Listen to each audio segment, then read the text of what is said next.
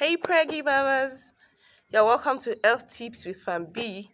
Some of my friends, while they were pregnant, were actually going for ultrasound screening every month. They were monitoring the growth of their babies monthly and investing so much money every month just for ultrasound. And that I think is not necessary. I also remember that while I was pregnant with my first child, I had anxiety about how many ultrasounds are actually safe during this pregnancy.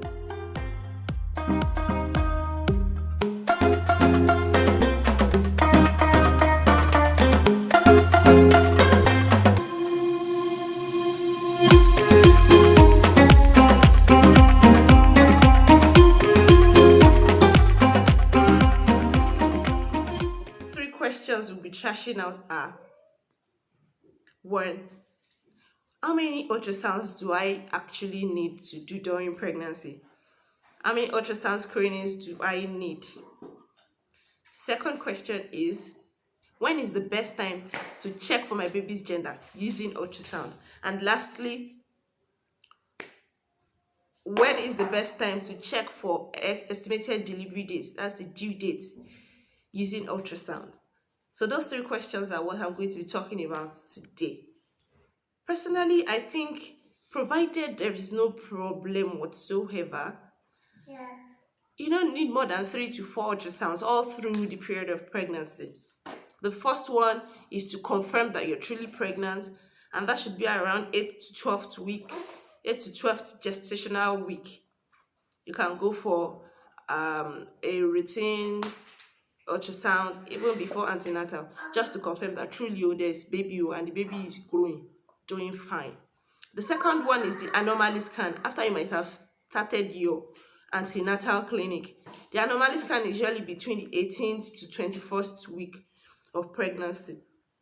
So that period, it's going to be an extensive screening. They'll screen the baby's brain, the organs, that's the liver, the kidneys, the genitals, the upper limbs, the lower limbs. They just check everything just to ascertain that there's no malformation of any kind in the baby. So last one that I'll suggest is around that 36 weeks during the third trimester to determine the position of the baby, whether the baby's head is down or not. So at that point, you can decide to have one maybe at 33 weeks and the next one at 37 weeks, or you just wait to you 36 weeks to have the last one, and you'll be fine with those three ultrasounds. Although ultrasounds are safe, they don't prone any danger because they don't involve any radiation, but you don't have to invest so much money doing ultrasound during your pregnancy when there is no problem. The second question is when best to check for the gender or the sex of the baby during pregnancy. So to my story, I was just an innocent first time pregnant woman, and I went for ultrasound, my first ultrasound screening. And as I lay on the bed, the doctor was doing all the examination, all the things they used to do. In my mind, I was already thinking, oh, what clothes will I buy for this baby? Will I have to buy for a girl or a boy? So at some point, I just asked the question, doctor, is my baby a boy? Oh my God. Why did I ask that question? The doctor gave me the most savage answer, the most savage response of my life. It was like, madam, how many girls do you already have? I cannot check for the gender of your baby now. You're barely 8 weeks pregnant. I felt really, really bad. I felt really embarrassed. I felt like, oh, am I really desperate to have a boy? Meanwhile, I was just an innocent first time pregnant mama. I didn't know any better. But that experience prompted me to make research on when best to check for my baby's gender while pregnant. And I found out that it is during an anomaly scan. That second scan, that is when to check for the baby's gender. So the doctor will either tell you XX, which is a girl, or XY, it's a boy.